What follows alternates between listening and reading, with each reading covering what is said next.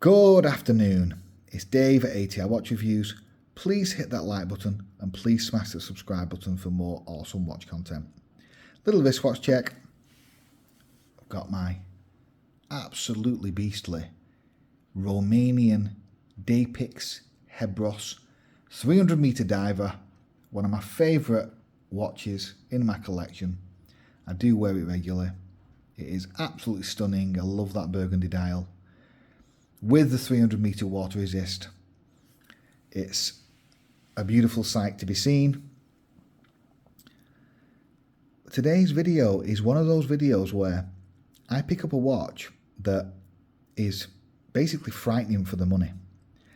This watch shows how cost effective some of the Chinese brands, on AliExpress really are, because this watch can be had for around 25 to 30 GBP, plus a bit of tax. But I did get it, in fact, I think with tax for about 25 quid with discounts. This is like last year.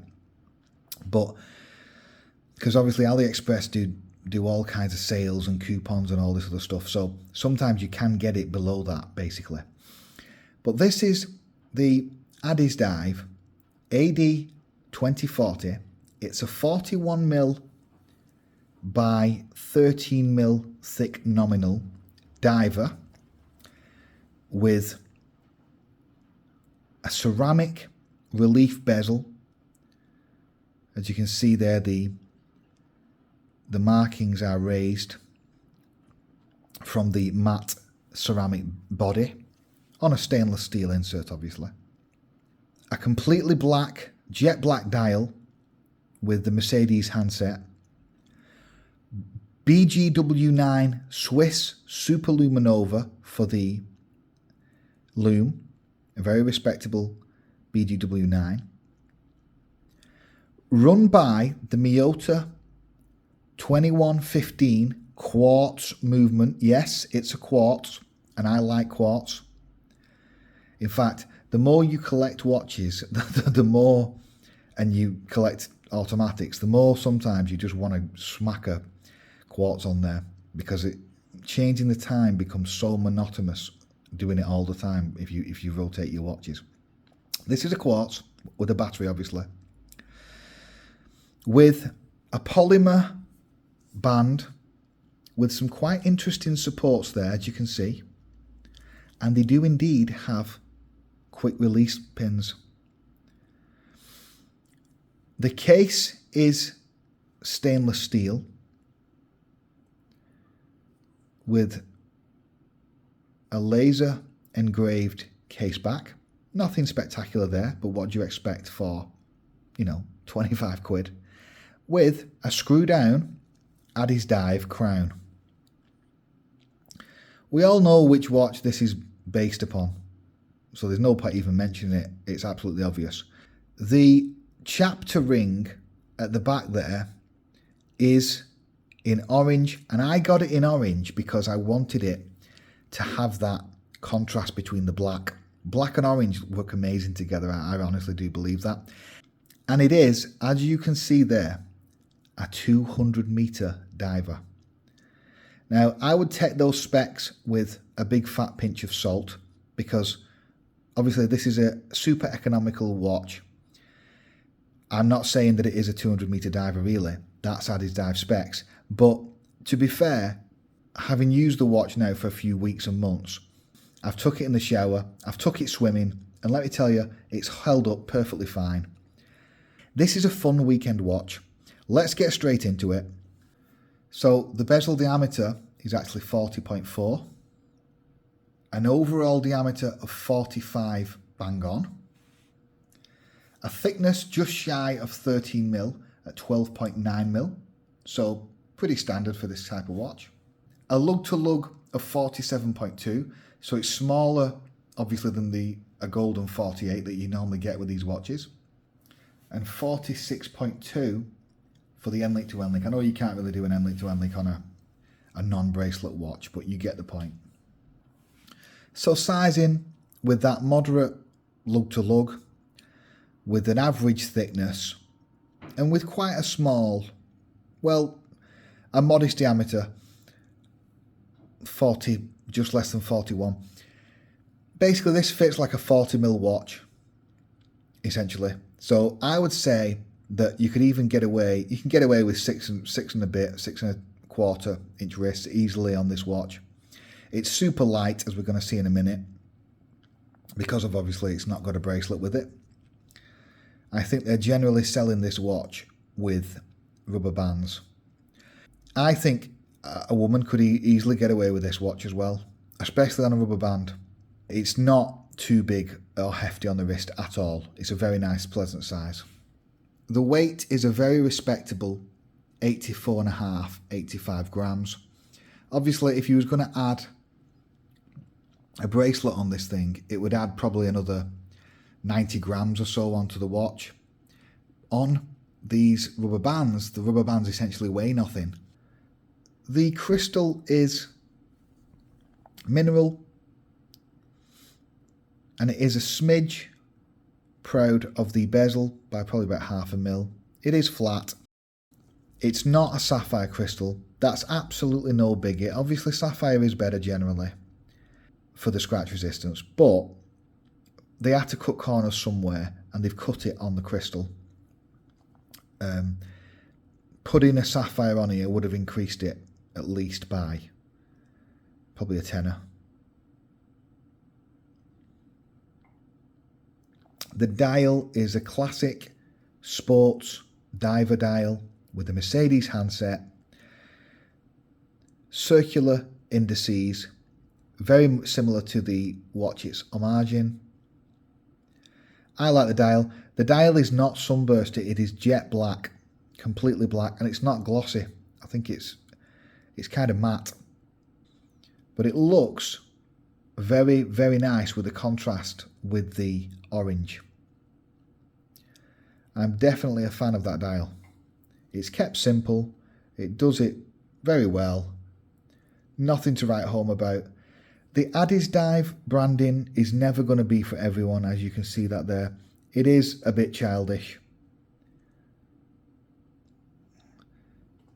The Cyclops is working, as you can see. It does offer a level of magnification.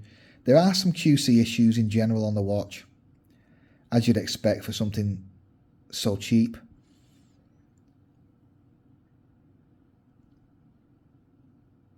Like, I can see a little bit of dust there near the reho, as you can see there where my thumb is. The bezel, while it looks very good, and it is also ceramic, it definitely is ceramic, it feels very gritty. But the black play is not significant, but it doesn't feel that nice on the mechanism. But the mechanism is low resistance and gritty, sadly. But for looks, the bezel gets 7.5 out of 10, because in relief, in that matte, it looks brilliant.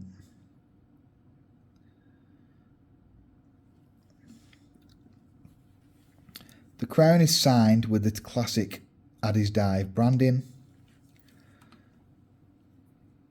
and it is screwed down.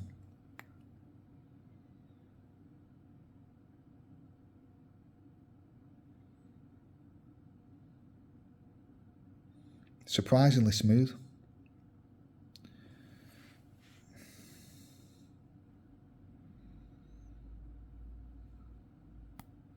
And it's very easy to grip the crown on this watch. The crown guards do not significantly protrude, which might be a criticism actually, because they don't significantly protect the crown.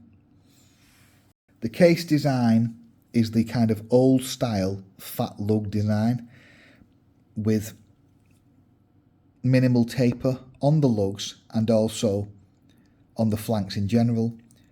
The edges of the case are a touch too sharp for my liking. I think they should be rounded off. You could do this yourself if it was a concern. That being said, when it's on your wrist, I have not noticed any issues with that. But I'm just pointing it out that I think they are generally a little bit too sharp. They should round them off. Case back is just a standard stainless steel screw down one. Nothing spectacular by any stretch of the imagination, with some radial polishing on the outer of the case and a nice big laser engraved Addies Dive logo that is obviously controversial. Not a lot of people like it. I don't mind it completely on these fun type of watches. The branding, well, the writing on here, they're calling it a DC Hunter Sport Diving 200 meter. It's questionable that you would use some of that branding, the terminology that they've used, but anyway, you get the point. Some of these Chinese manufacturers, they're not, I don't think they're particularly concerned about annoying some of the big brands. I would have liked to have seen an exhibition piece, but at this price point we're not going to get that, sadly. Now, moving on to the band, which they describe as a TPU polymer. It's like a rubber band, basically. It is actually a decent one. I'm glad they've put these supports on the back. This provides an additional level of support in this area. The buckle is, again, stainless steel embrushed, which is good, but the keepers are just rubber. Let's get it on wrist. And that's it on wrist. I have to say, that's quite comfortable. The rubber band is not long enough. It should be another centimetre, in my opinion. But, because I'm on the last setting there, but that is moderately comfortable. It's very light. I can definitely wear that. What I would probably do is, I would probably switch this band up for an aftermarket AliExpress one that mimics a major luxury brands version that has the supports like this one does, but it would have a proper clasp, a bigger clasp that balances it better, and it's a comfier band basically than this, and it's also longer. In fact, I might put it on that and show you. So on wrist, I think that looks pretty sweet. For 25 quid, can I really complain? And it feels pretty good build quality, other than the bezel that is very gritty. And as I've said, I have took it swimming and I have been in the shower with it, and it's held up just fine. I've not been diving or anything with this thing. Now let's check the Lume. And that's the Lume with a bit of background light permitted. That is better than average. That kind of bluey green superluminova coming through there, that is definitely better than average. It's not amazing, but it's not bad. And that looks pretty sweet in full Lume. The quartz movement is going to give you excellent accuracy, far higher than the cheaper automatics will ever give you. Well, at least in the foreseeable future, unless automatic technology that you see in some of the luxury brands is sold for much cheaper and is found in some of these AliExpress watches. So the 2115 is going to give you something like 10 to 15 seconds accuracy a month, which will be appreciated compared to the automatics that they normally put on these things, like an NH35 or whatever, NH34. I'm glad they went with the quartz. It's simple, it does the job. It's a weekend watch. It's a bit of fun. You can get it in red, green, blue, I believe, different colours. I got it in the orange because I think the orange works with the matte grey and the black so well. It's a super fun, super cheap watch. Take it on holiday, take it swimming, bash it, get it bashed up. It's still got a ceramic bezel.